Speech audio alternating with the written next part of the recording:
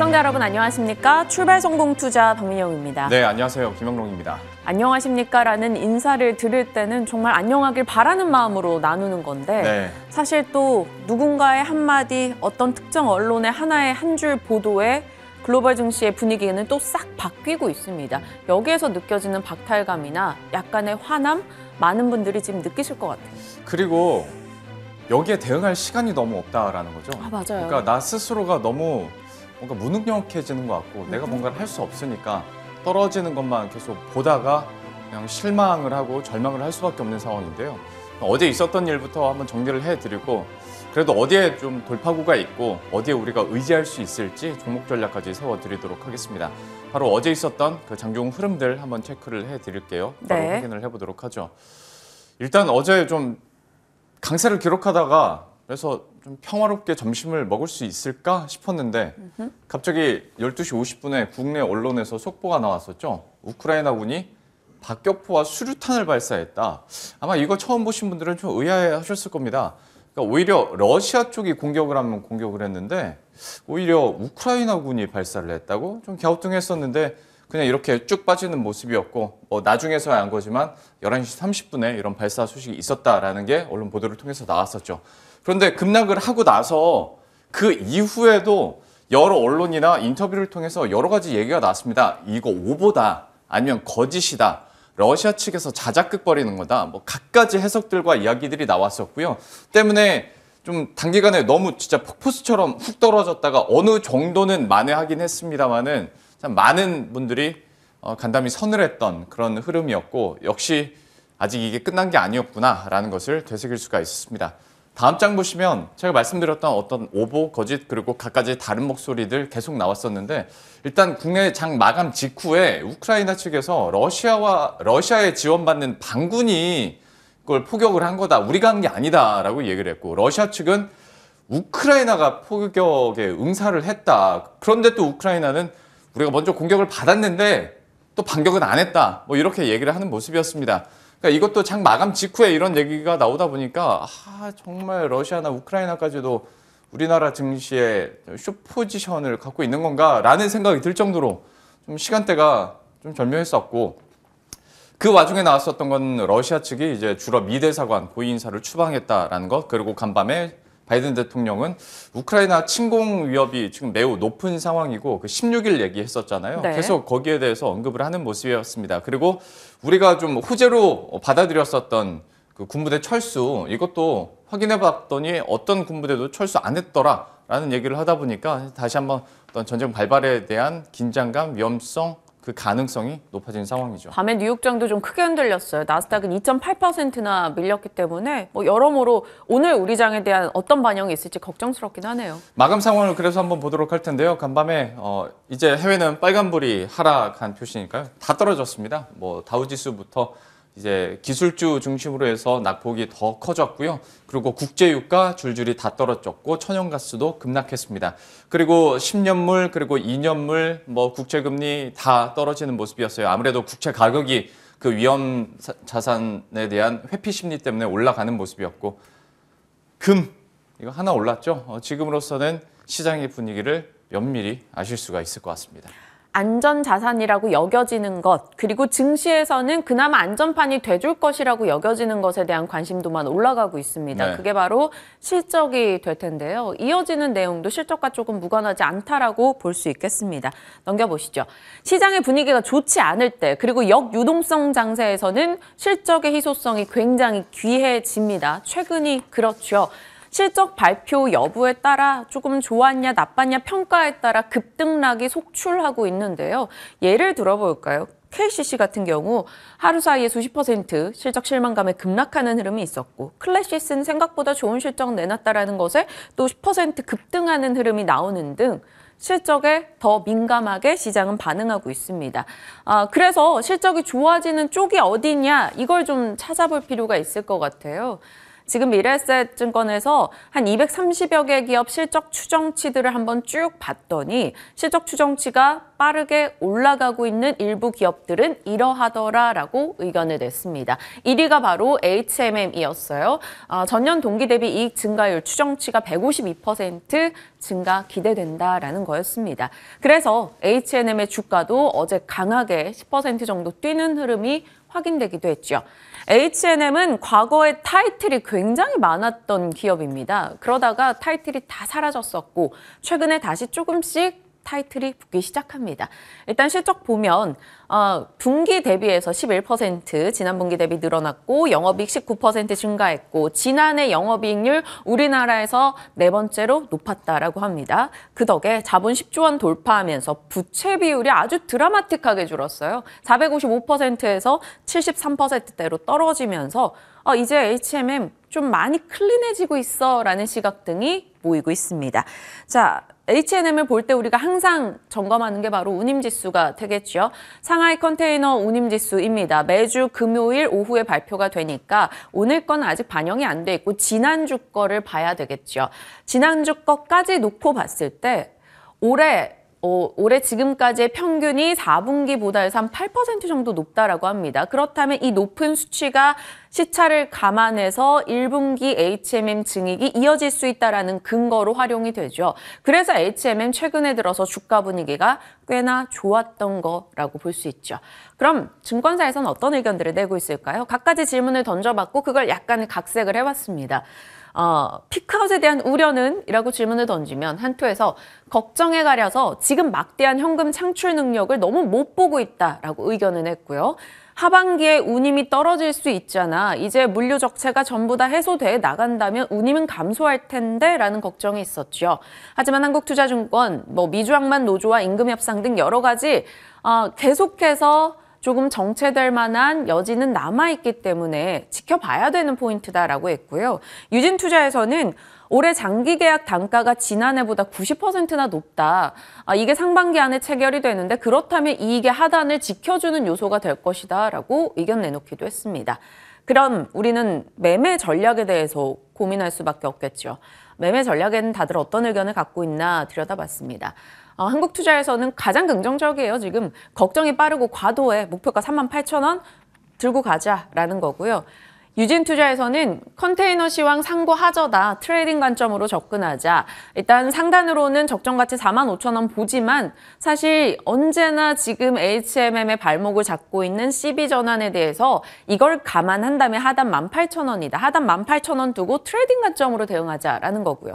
신한금토에서는 보수적입니다. 사실 글로벌 해운사 지금 다 저평가다. 그중에 유독 H&M이 저평가받고 있는 건 주주환원이 부족하기 때문인데 이제 이익 잡히니까 주주환원 내놓을 것이고 그러면 그때 보자라고 의견을 줬어요. 지금은 아니다라는 의견입니다. 잘 참고하셔야 될 것 같고 우리는 H&M을 볼 때 많은 고민을 할 수밖에 없어요. 영롱앵커 쪽이 바로 2020년, 2021년도 2310% 올라가면서 우리가 흠슬라 했었던 그 시절입니다. 그랬는데 이때 작년 5월 기점으로 해서 뚝뚝 떨어지기 시작하죠. 하지만 중간중간에 분명 반등을 줬었어요. 조금의 시세를 연속을 띄면서 반등을 줬던 때를 계산을 해보니 6월, 8월, 11월 이때 13%, 22% 그리고 이번에 26% 이렇게 주고 있는데 이때마다 팔았어야 됐구나. 뒤돌아보면 그런 생각을 하잖아요. 그러면 지금 이 시점도 팔고 나와야 되는 건가? 아니면 앞서 한투의 의견처럼 끌고 가야 되는 시점인가? 무슨 기회인가? 좀 고민이 돼서요. 그 노란표 펴준 이때마다 수익을 보신 분들이라면 사실 우리 프로그램 보실 필요가 없습니다. 최강의 고수이기 때문에 보실 필요는 없는데 얘기해 주신 것처럼 대다수들은 이 오를 때 희망으로 끌고 가다가 평균 떨어지고 하지 않았을까 싶습니다. 근데 이제 다시 한번 실적에 증명을 해주었으니까 숫자가 좀 주가도 끌어올려줄 수 있을지 여기에 대한 투자 판단 한번 잠시 후에 H&M 오랜만에 들어보도록 하겠고요. 네. 마지막으로 중국 얘기 그리고 철강 얘기 한번 준비를 해봤거든요. 일단 그 전에 이번 주 주말에 이제 베이징 동계올림픽이 끝나죠. 그런데 많이 논란이 됐었던 눈뜨고 코베이징 2022가 이제 물론 패럴림픽도 아직 남아있긴 합니다만 이제 마무리가 됩니다. 저는 이번 올림픽 보면서 많은 분들이 생각을 하셨겠지만 제목도 이렇게 적었거든요. 올림픽이 아니라 올림픽. 어떻게든 결승에 올리고 싶은 선수들 픽해가지고 중국 선수들 좀 올리는 거 아닌가라는 느낌을 받았습니다. 혹시 좀 불편하신 분들은 죄송하지만 좀 개인적인 생각이고요. 그렇죠. 다음 장, 왜 이렇게까지 할까라는 부분을 어떤 정치 경제적으로 생각해 봤을 때 시진핑 3년임의 초석이 될 수밖에 없는 올해인데 첫 번째는 그러면 제20대 당대회 가을에 앞두고 지금으로서 사실 중국이 맡고 있는 가장 큰 국제 행사 중에 하나잖아요. 그러니까 여기도 좀 성공적으로 해줘야 되고 아무래도 하계올림픽에서는 중국 쪽이 강세를 보이지만 동계 쪽은 눈이 안 내리니까 당연히 성적이 안 좋을 수밖에 없는데 어떻게 그것도 끌어올려야 중국의 위상도 높아지겠다라는 생각을 해봤고 또 한 가지는 이제 3년임을 하기 위해서는 경제 성장 쪽으로도 악셀을 밟아야 되는 상황인데 정치적인 쪽은 저희가 다루는 채널이 아니니까 네. 경제적인 쪽으로 그러면 어떤 흐름이 예상 가능한지 한번 체크해 보도록 하겠습니다. 다음 장이요. 최근에 나왔었던 지표들을 보면 물가 관련 지표들이 다 예상치를 하회하고 있습니다. 저희가 브리핑을 해드렸습니다만은 1월 생산자 물가지수 그리고 소비자 물가지수 모두 2개월, 3개월 연속 하락 추세를 기록하고 있고요. 시장 예상치를 모두 하회한 모습이거든요. 이렇게 되다 보면 국내 소비에 대한 부진 그런 걱정들 중국 내에서 당연히 나올 수밖에 없습니다. 그러면 이거를 어떻게 되살릴 것인가가 중국 정부로서의 문제겠죠. 다음 장 보겠습니다. 하다 보니 우리가 예상하는 게 금리, 지준율 앞으로 더 인하하고 인프라 투자도 확대하지 않을까라는 얘기를 합니다. 일단 올해 3월에 있을 양회에서 중국 측이 한 5%에서 5.5% 경제 성장률 목표치를 제시할 거다라는 전망들이 나오거든요. 그런데 보시는 것처럼 중국의 경제 성장률은 계속 뚝뚝 떨어지고 있고 4%까지 떨어졌기 때문에 이거를 어떻게든 인위적으로 끌어올리려면 통화 정책도 받쳐줘야 되고 인프라로서 투자도 계속 이루어져야 된다라는 거죠. 그렇게 된다면 우리 국내 증시 가운데서 어떤 기업이 수혜를 받을 것이냐 이제 우리가 생각을 해봐야 되는데 가장 먼저 떠올리는 게 바로 포스코입니다. 그러니까 인프라 투자는 확대되고 부동산 규제도 지난해에는 엄청 옥죄다가 이거 안 되겠다 싶으니까 다시 한번 규제를 완화했잖아요. 그러면 철강 수요가 당연히 늘어날 수밖에 없는데 다만 중국에서는 철강 수출량도 떨어지고요. 조강 생산량도 떨어지고 있습니다. 그러니까 자체적으로 공급시킬 수 있는 양은 줄어들게 된다면 결국 포스코가 반사이익을 받을 수 있다라는 거죠. 그리고 다음 장이요.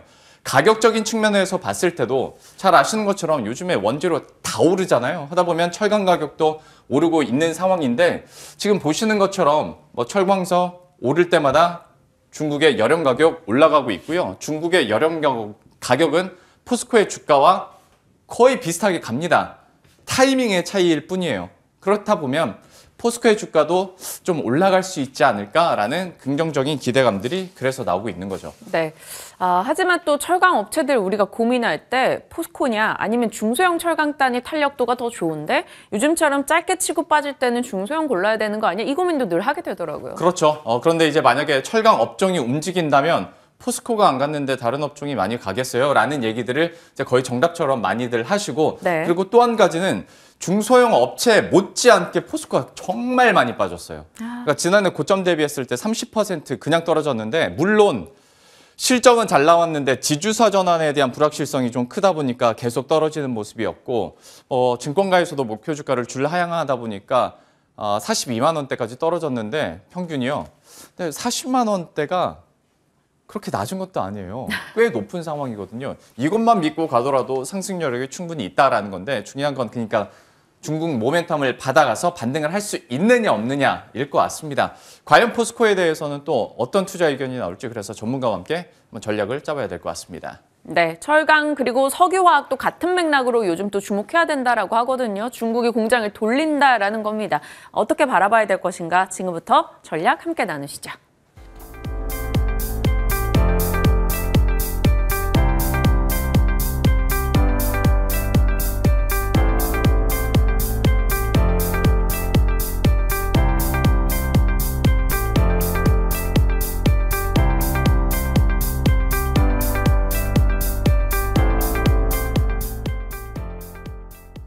예, 그러면 앞서 언급드렸던 종목군들 어떤 투자 전략이 가능할지 이분과 함께 이야기 나눠보도록 하겠습니다. 뉴스탁의 유창희 대표와 함께합니다. 어서 오십시오. 안녕하십니까. 예, 참 말도 많고 탈도 많은 운송주 안에서도 HMM 좀 얘기를 해보도록 네. 하겠습니다.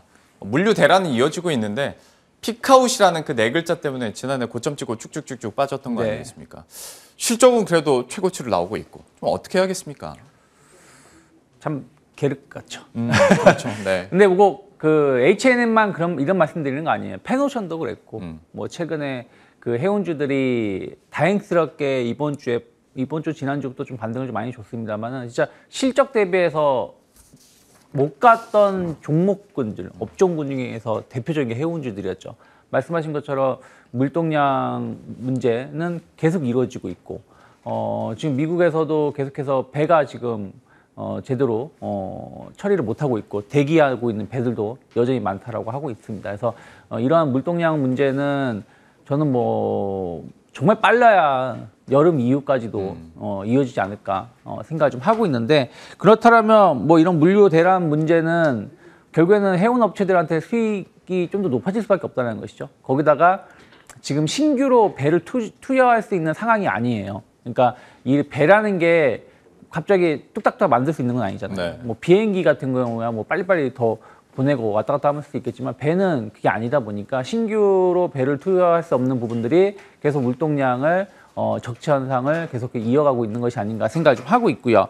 거기다가 이제 중국이 계속 정부 정책에 대한 변화를 좀 기대하고 있습니다. 뭐 이따가도 말씀드릴 것이지만 그 경기 부양을 하기 위해서 조금 작년보다는 올해 좀 산업 현장에 대해서 좀 숨통을 좀 틔워주려고 하고 있는 느낌이 네. 있고요.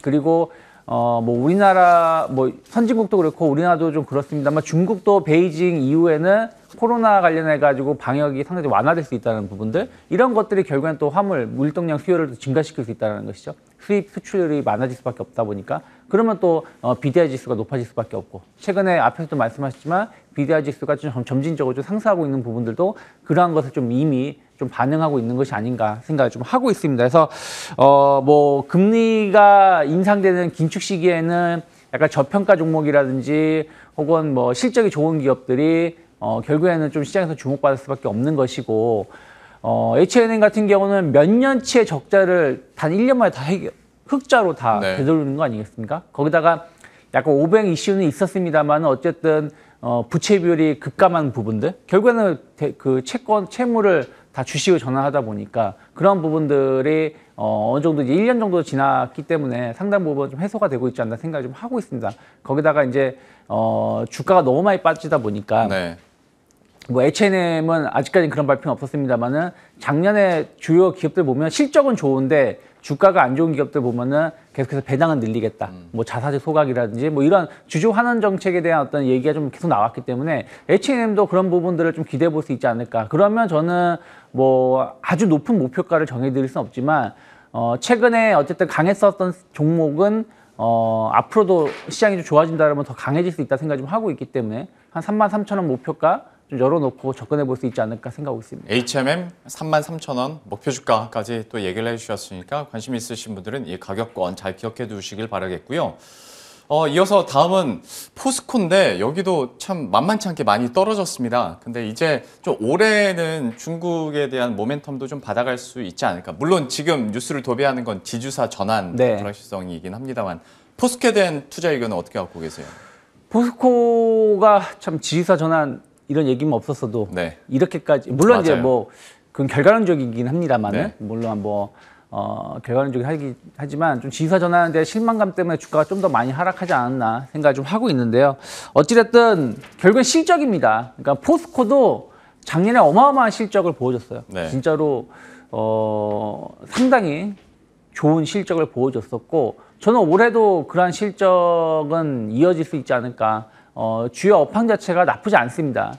그리고 이제 그 철강제 수요는 계속해서 좀 반등세로 좀 전환되는 부분들이 이제 비수기에서 약간 성수기로 전환되는 부분들 아니겠습니까? 네. 겨울은 좀 비수기였던 것이고, 이제 봄, 여름으로 가서 성수기이기 때문에 그러한 부분들에 대한 어떤 기대감들 충분히 나올 수 있다 생각을 좀 하고 있고요. 거기다가 이제, 뭐라 그럴까요? 포스코가 지휘사 전환에 대한 실망감도 있었지만 또 반대로 2차 전지라든지 뭐 전기차 이런 쪽으로 해가지고 또 그룹사를 재편하겠다는 부분들 그런 맞아요. 것들이 새로운 또 성장 모멘텀으로 작용할 수 있어요. 특히 2차 배터리 소재, 부품, 뭐 전기 모터 코어 뭐 이런 흐름들은 계속해서 좋은 성장세를 보여주고 있기 때문에 네. 뭐 이런 부분들에 대해서 좀 기대를 해본다라면 포스코가 꼭 그 지휘사 전환 소식이 꼭 나쁜 건 아니었다. 다만 이제 뭐 물적 분할이라든지 이런 워낙에 시장에서 안 좋게 생각했었던 부분들이 좀 나오다 보니까 실망감을 좀 보여줬던 것이라서 사실 그 신사업 얘기 처음에 나왔을 때는 포스코 주가가 이렇게 탄력적으로도 가는구나라고 네. 우리가 한번 맛을 봤잖아요. 그렇죠. 네. 그래서 그런 부분들에 대해서 어떤 희망을 좀 갖고 접근해 보신다라면 저는 나쁘지 않다 생각을 좀 하고 있습니다. 거기다가 이제 계속해서 뭐 좋아질 거라 해서 아직까지 안 좋아지고 있지만 자동차 계속해서 좋아질 거예요. 뭐 1분기 1월 달도 보면은 유럽 점유율도 상당히 높아졌고 결국엔 반도체 이슈만 해소가 되면 자동차 생산은 엄청나게 할 수 있는 거 아니겠습니까? 네. 그리고 뭐 조선업은 뭐 아직까지는 아니지만 앞으로 계속 좋아질 것이고 근데 조선사들이 안 좋은 거죠. 엄밀히 따지면 배는 잘 만들고 그렇죠. 있는데 네. 예전에 저가 수주한 부분들이었기 때문에 포스코 입장에서는 계속해서 철강 수요는 안정적으로 우리나라 같은 경우는 양대 산업이기 때문에 그 큰 산업 중에 하나이기 때문에 이쪽에서의 안정적인 수요는 포스코의 실적을 계속해서 좀 견인시켜 줄 수 있다 저는 생각을 좀 하고 있어요. 그래서 저는 뭐 너무 걱정하실 필요는 없지 않을까. 올해도 좀 점진적인 상승, 좀 완만한, 그러니까 작년보다는 좀, 그러니까 작년도 여름까지는 좋았다가 그 다음부터 좀 주가가 하락한 것이라서 저는 뭐 상반기에 포스코 상대적인 시장 수익률보다 좀 좋을 수 있다 생각하고 있기 때문에 마찬가지입니다. 33만 원 목표가 유지할 필요가 있지 않을까 생각하고 있습니다. 예, 포스코에 대해서도 여러 투자 포인트 그리고 33만 원 얘기를 해주셨으니까요. 한번 앞으로의 흐름들도 계속 기대를 해보도록 하겠습니다. 종목군들 이야기 마무리 짓고요. 코너 속의 코너로 넘어가 보도록 하겠습니다. 오늘의 창의스픽입니다. 빨라진 리오프닝 더 빠르게 주목해야 할 종목은 이젠 거의 굳히시는 거 같네요. 스스로도. 네. 리오프닝 유로 네. 예, 불리셔도 될 것 같습니다. 네. 그런데 그러면 여기서 선별 전략은 어떻게 갖고 계신 네. 겁니까? 최근에 엄밀히 따지면 리오프닝 관련된 종목들이 많이 올랐어요. 많이 올랐죠. 시장 대비해서도 많이 올라왔고 좀 시장에서도 뭐 주목을 계속 받고 있는데 그 중에서 좀 덜 오른 섹터를 좀 찾아보니까 제가 봤을 때 제 기준을 봤을 때는 호텔 관련된 기업들이 좀 덜 오르지 않았나 생각을 좀 하고 있어요. 네. 뭐 자료가 준비되는지 모르겠는데 그 최근에 뉴욕 증시 흐름이 안 좋았지만 그 메리어트 호텔 같은 경우는 계속 신고가 행진을 보여줬습니다. 메리어트 호텔 같은 경우는 2000년 그 팬데믹 이후에 계속 우상향 기조를 보여주고 뭐 어제 조금 조정이 나왔습니다만은 그저께까지만 해도 계속 신고가 행진을 보여줬었고 그리고 대표적으로 이제 공유 서비스라는 숙박 공유라는 에어비앤비도 최근 들어서 주가가 좀 많이 올랐어요. 그 얘기는 결국에는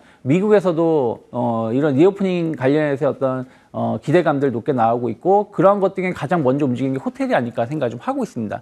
우리나라도 뭐 지금 당장은 아니지만 계속해서 이런 오미크론 확진자가 증가할수록 리오프닝은 더 빨라질 수 있다라는 뉴스들은 계속 나오고 있거든요. 그래서 뭐 그냥 어떤 사람들은 제 주변에 친구들이나 저 같은 경우도 와이프랑 얘기할 때 빨리 30만 명 갔으면 좋겠다. 그럼 내려올 거니까 뭐 그런 얘기 그냥 뭐 얘기를 하기도 했는데 농담 삼아 하기도 했는데 어쨌든 그런 부분들이 계속 기대감을 불러일으킨다면 리오프닝 관련된 종목군들 주목하실 필요가 있다 생각을 좀 하고 있고요. 특히 왜 호텔을 관심 있게 보냐면 결국에는 리오프닝이 이제 소비 뭐 이런 거지만 결국엔 저는 가장 많은 사람들이 뭐라 그럴까요? 기대가 높은 게 여행이라 생각하고 있어요. 네. 엄밀히 따지면 뭐 화장품이든 옷이든 뭐 이런 부분들은 그 전에도 꼭 리오프닝이 아니라 그래도 좀 교체 그렇죠. 네. 수요라든지 이런 게 좀 많이 있었거든요. 근데 여행은 아예 갈 수가 국내 여행을 제외하고는 아예 나갈 수가 없었지 않습니까? 그러니까 그런 부분들에 대해 어떤 여행 수요의 폭발적인 증가는 저는 호텔주들에 대해서 관심을 보여줘야 된다. 특히 왜 호텔이냐면은 국내 여행을 가실 때는 그래도 아직까지는 뭐 좋은 호텔이라든지 이런 부분들은 덜하지만 해외여행을 가거나 혹은 해외에서 오시는 분들은 이런 호텔 같은 거에 상당히 관심 있게 보시거든요. 그리고 우리가 보복 소비 하는데 과거에는 여행을 갔을 때 그 나라에서 문화라든지 음식이라든지 이런 거에 포커스가 맞춰졌다면 숙박은 조금 될 수 있으면 싼데 이런 식의 그렇죠. 어떤 관심이었다면 지금은 이제는 아예 호캉스라 해가지고 아예 숙박 자체가 좋은 걸 해가지고 그 안에서 뭔가를 즐기려고 하는 문화가 있다는 것이 그건 우리나라뿐이 아니라 다른 나라도 마찬가지를 가지기 때문에 저는 오히려 고급 호텔 관련된 기업들이 조금 더 여행 관련돼서 수혜를 입을 수 있다. 그러면 네. 호텔 신라가 그런 부분들이 있고 또 면세점 사업 부분도 저는 상당히 기대해 볼 만하다. 면세 한도가 늘어난 거 우리나라가 그 뭘까요? 구매 한도가 늘어난 거죠. 면세 한도는 동일하지만 하지만 외국인들이 면세 한도가 늘어나는 부분들의 어떤 수혜를 좀 기대해 본다라면 저는 호텔 신라 상대적으로 상당히 저평가되어 있는 상황이 아닐까 생각을 좀 하고 있고 저는 충분히 좀 눌림목이 나왔을 때 매수 가능하다 생각하고 있고 목표가는 9만 원 정도 열어놓고 접근해 보시면 좋지 않을까 생각하고 있습니다. 리오프닝과 관련해서 또 한 수를 두셨어요. 호텔 신라 또 얘기를 해주셨으니까 또 반등과 함께 우상향하길 한번 기대해 보도록 하겠습니다. 오늘 뉴스탁의 유창희 대표와 함께했습니다. 말씀 고맙습니다. 고맙습니다. 수고하셨습니다. 수고하셨습니다. 지금 나오고 있어. 예. 제가 잡힐 줄 모르고 시장 분위기가 너무 안 좋아서 이런 말씀 드리기 좀 그렇습니다만은 제가 오늘을 마지막으로 잠시 작별 인사를 드리게 됐습니다. 저희 출발 성공투자 지금까지 사랑해 주셔서 너무 감사드리고 앞으로도 더 승승장구하길 저도 응원하겠습니다. 저도 개인적으로 더 깊어져서 여러분들이 그리고 저희 방송사가 불러준다면 다시 기쁜 마음으로 다시 방송 통해서 찾아뵙도록 하겠습니다. 고맙습니다. 카메라 넘겨주세요.